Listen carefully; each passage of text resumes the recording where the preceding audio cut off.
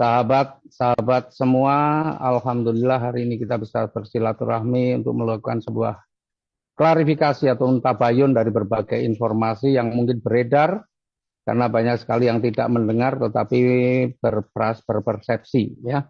Dan saya bahagia karena di Zoom ini dihadiri juga oleh Kapten Nur Khalis dan Mas Dimas Pasya ya. Terima kasih atas hadirnya ya dan Eh, saya sangat senang karena berarti saya melakukan klarifikasi ini juga bisa didengarkan langsung. Saya nggak akan berlama-lama, teman-teman sekalian, bahwa sebenarnya keputusan saya ini bukan keputusan yang mudah, ya, bukan sebuah keputusan yang serta-merta, tapi hasil perenungan yang panjang melihat perkembangan dan perubahan-perubahan situasi. Karena selaku founder Sahabat Karib tentunya saya selalu memantau bagaimana perkembangan teman-teman semua. Ya, dan pada faktanya ya saya melihat perkembangan dari Sahabat Karib itu tidak seperti yang sebelum-sebelumnya. Dan kita semua tahu bahwa untuk mengambil keputusan seperti ini ya mungkin sangat berat. Coba di saat saya ya dengan program yang terbaru ini pencapaian saya itu sudah satu luxury, dua big ambassador, berarti sudah 2 miliar, ditambah 4 star, berarti tambah 600, 2,6, ditambah 8 new, berarti sudah 2 miliar 760 dalam waktu 7 bulan atau 8 bulan.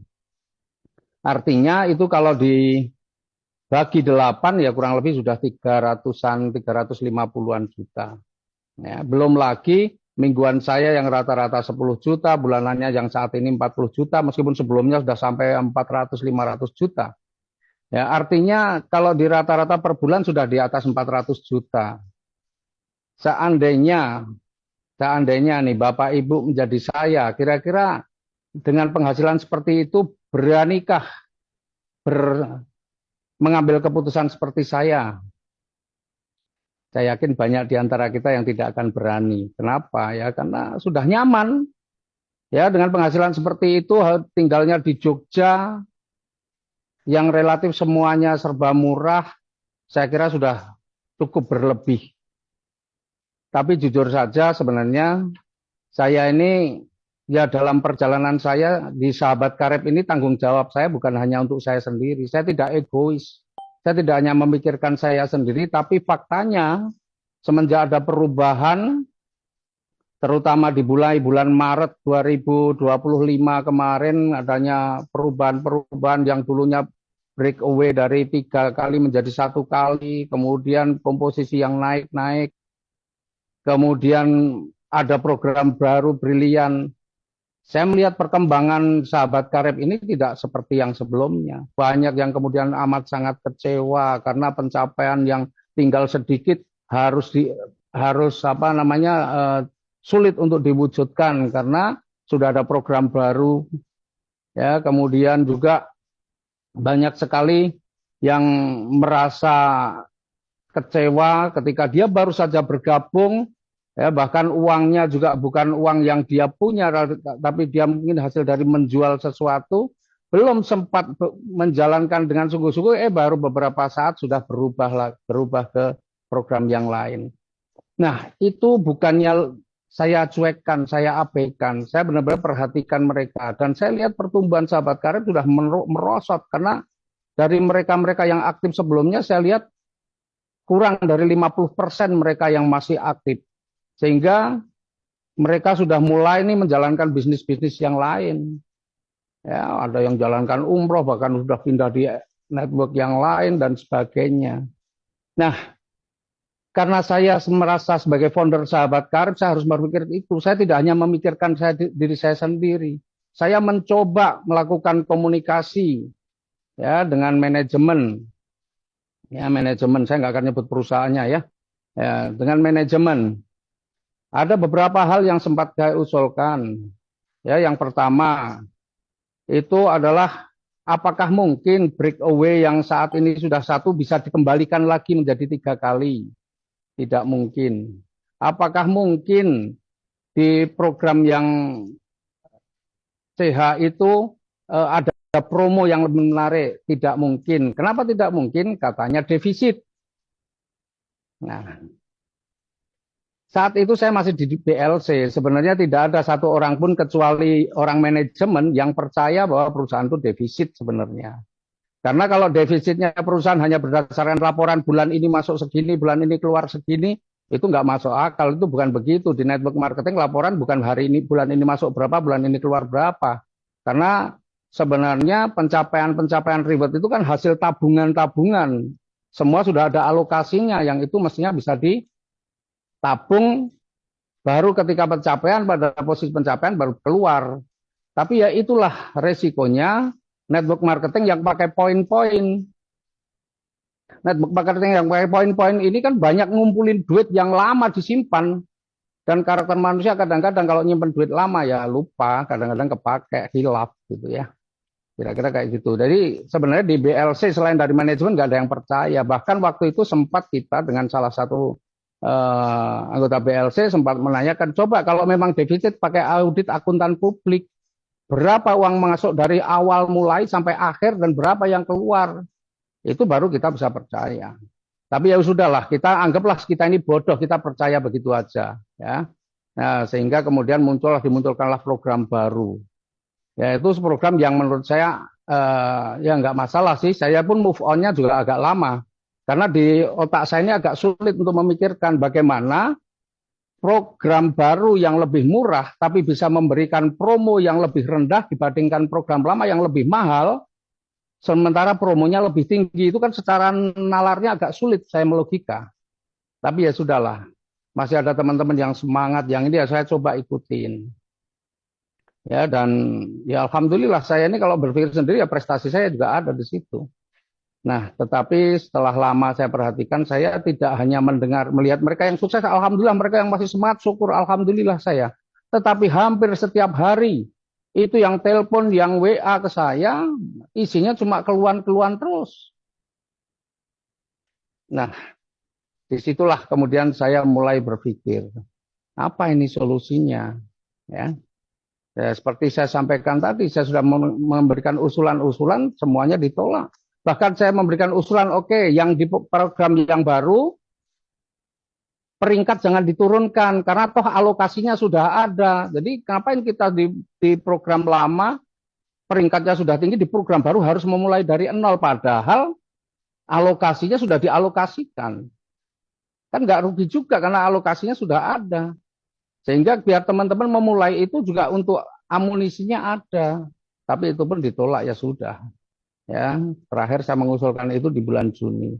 Meskipun sempat saya ditawari oleh manajemen bahwa khusus untuk saya peringkatnya dinaikkan satu peringkat. Ya, waktu itu saya masih senior manager, mau diberikan khusus untuk saya jadi bronze. Dan demi Allah itu saya tolak. Karena apa? Saya ini bukan orang yang gampang disuap. Saya ini orang yang sangat percaya diri dengan diri saya sendiri, kemampuan diri saya sendiri. Dan apa yang saya perjuangkan bukan sedang memperjuangkan diri saya sendiri, saya sedang memperjuangkan tim. Kalau saya memperjuangkan diri sendiri, mah itu soal gampang. Tapi memperjuangkan tim, ya. Nah, maka setelah merenung dengan berbagai perubahan-perubahan semenjak BLC nggak ada, semuanya menurut saya semakin tidak ada sarana untuk menyampaikan aspirasi dari mitra-mitra.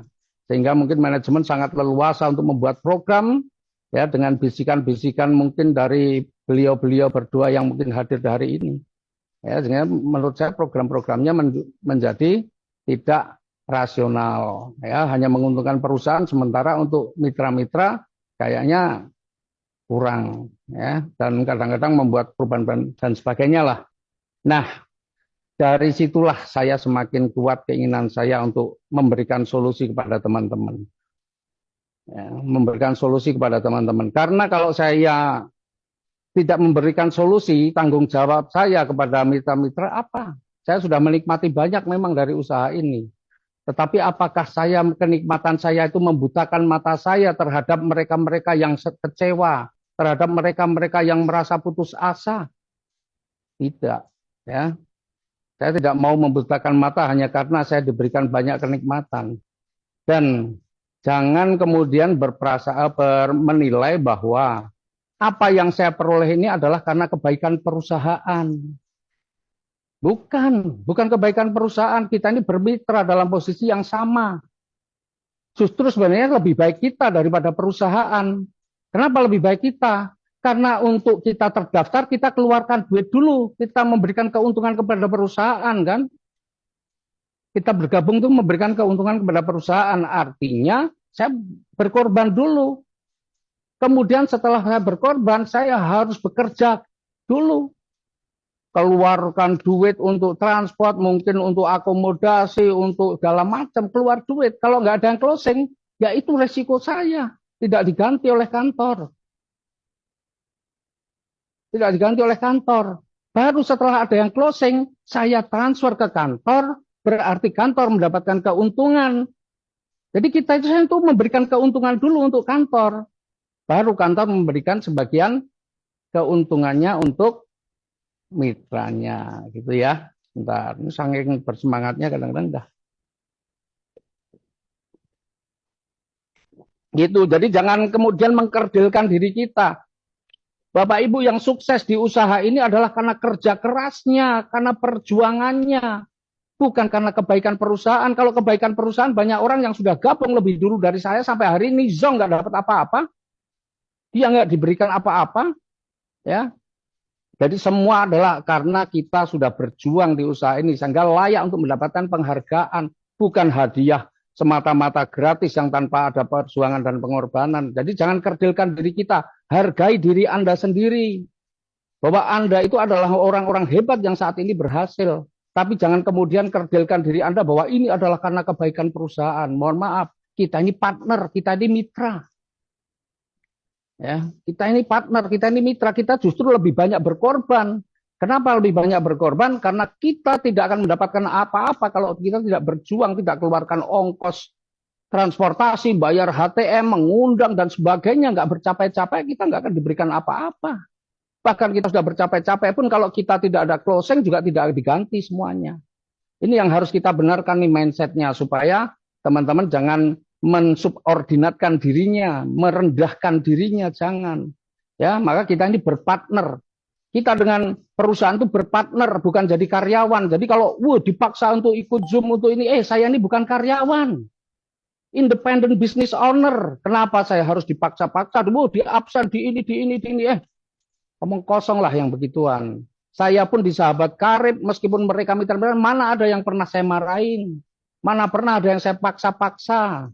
Nggak ada. Semua itu saya hargai. Karena meskipun saya founder sahabat karib, mereka tim saya bukan bos mereka. Mereka itu juga berjuang sendiri. Mungkin saya hanya membantu kalau dibandingkan perjuangan mereka, saya membantunya sedikit karena tidak mungkin saya membantu sekian banyak mitra-mitra saya. Ya.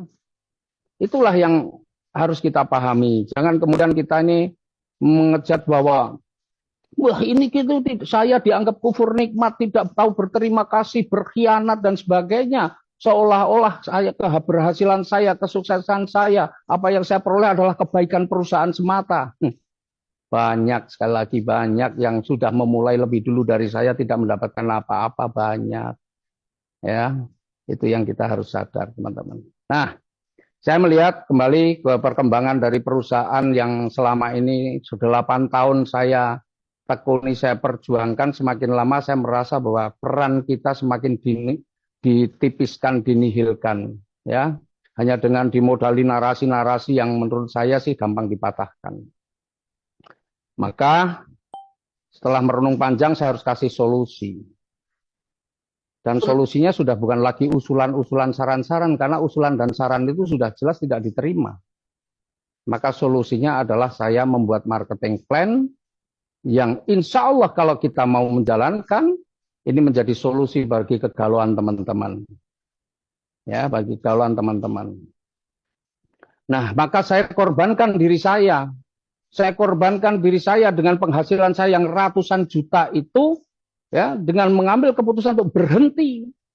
Ini bukan sebuah saya karena ambisi, sama sekali bahwa nggak ada ambisi, tapi ini adalah sebuah pengorbanan bagi saya supaya saya tidak dikatakan kufur nikmat.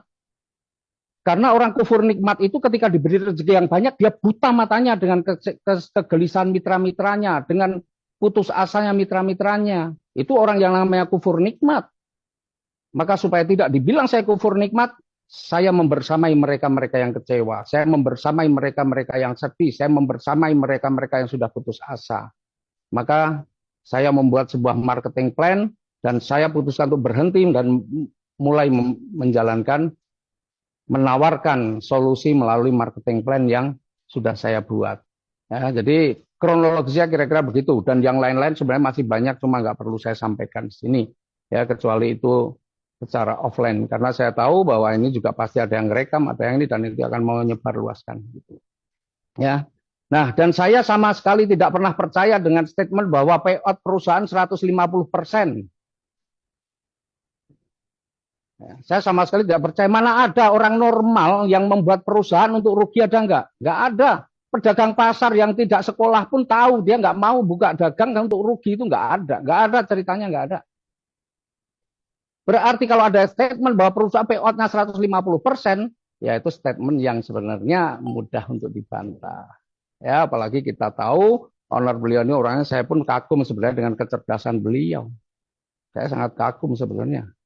Ya, prestasinya memang dahsyat beliau. Tetapi banyak statement yang menurut saya sih agak ini ya. Tapi udahlah, kita sudah close lah yang itu. Maka ya karena kemarin marketing plan saya dibedah dan kemudian di spill dan dievaluasi dan dianalisa dengan sudut pandang yang berbeda, maka hari ini saya mau bedah marketing plan saya. Dan terima kasih Pak, dua wakil dari manajemen yang hadir, saya mau bedah marketing plan saya dengan sejelas-jelasnya. Ya, apakah marketing plan saya ini sulit, tidak menarik, tidak memberikan keuntungan, tidak layak diperjuangkan, dan sebagainya. 8 tahun saya menjalankan bisnis sebelumnya, saya paham betul bagaimana marketing plan-nya. Dan ketika saya membuat, tentunya saya juga membandingkan dengan marketing plan dari perusahaan yang sebelumnya saya ikuti selama 8 tahun. Ya, itu. Dan tentunya saya yakin bahwa marketing plan saya insya Allah tidak kalah menarik. Ya, jadi dipahami bahwa tujuan saya membuat usaha ini bukan karena ambisi pribadi saya. Karena kalau bicara ambisi pribadi saya hanya untuk harta, hanya untuk rezeki, maka tidak ada maka saya tidak perlu untuk harus benar-benar berkorban untuk itu. Bahkan juga ada yang mengatakan bahwa saya ini berkhianat. Siapa yang saya khianati? Kalau Anda memang merasa nyaman untuk menjalankan bisnis yang sebelumnya, jalankan. Saya nggak memaksa. Ini hanya tawaran untuk teman-teman yang galau, yang gundah, yang sudah putus asa. Kalau teman-teman merasa yang gundah, yang galau, yang putus asa ini adalah angin segar, ya ayo kita kerjakan. Ya. Tapi kalau masih merasa nyaman di usaha yang sebelumnya, silahkan. Tidak ada masalah. Dari dulu saya juga tidak maksa. Karena saya sangat percaya, ya segala sesuatu itu tergantung dari diri kita sendiri. Ya. Dan market, kalau saya bilang, market atau pasarnya ini bukan hanya mitra-mitra dari perusahaan lama. Perusahaan di mana saya kemarin bergabung. Bukan, marketnya masih luas.